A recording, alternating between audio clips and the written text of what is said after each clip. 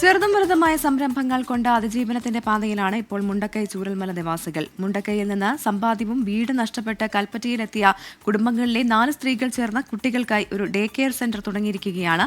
ജില്ലാ കളക്ടറും MLAയും ഉൾപ്പെടെയുള്ളവർ ചേർന്ന് ആഘോഷമായാണ് ഡേ കെയർ സെന്റർ ഉദ്ഘാടനം ചെയ്തത്.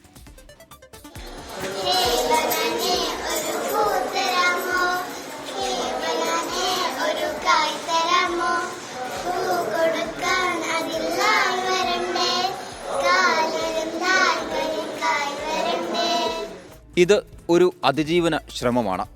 4 സ്ത്രീകളാണ് സംരംഭത്തിന് പിന്നിൽ. 15 വർഷം വിദേശത്ത് നഴ്സായിരുന്ന മുഹ്മീനത്ത് ഷുക്കൂർ നാട്ടിലെത്തിയ ശേഷമാണ് മഹാദുരന്തം വീടിനെ തകർത്ത് കടന്നുപോയത്. വീട്ടമ്മയായ ഷാഹിന നാസറിനും സോഫ്റ്റ്വെയർ എഞ്ചിനീയറായ സുഹൈറ ആഷിഖിനും വിദ്യാർത്ഥിയായ ഷുഹൈബ സുനീറിനും അനുഭവം ഇതൊക്കെ തന്നെ.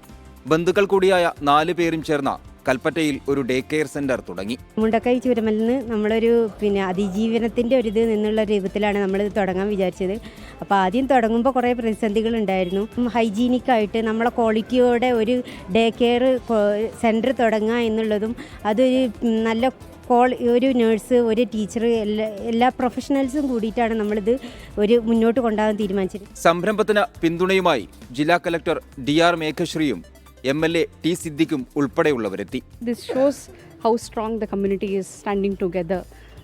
So best wishes to them. Definitely നമ്മളെ സൈഡിൽ നിന്നും എല്ലാ സപ്പോർട്ടും ഉണ്ടാവും. അതിനു വേണ്ടിയാണ് ഞാൻ ഇന്ന് വന്നത്, to show the solidarity with them. So I feel personally very happy. അതിമനോഹരമായ അന്തരീക്ഷമാണ് ഡേ കെയർ സെന്ററിൽ. കുട്ടികൾക്കായി വിശ്രമ കേന്ദ്രവും കളിസ്ഥലവും എല്ലാം ഒരുക്കിയിട്ടുണ്ട്. ഭക്ഷണം പാചകം ചെയ്യാനുള്ള സൗകര്യമടക്കമുണ്ട്.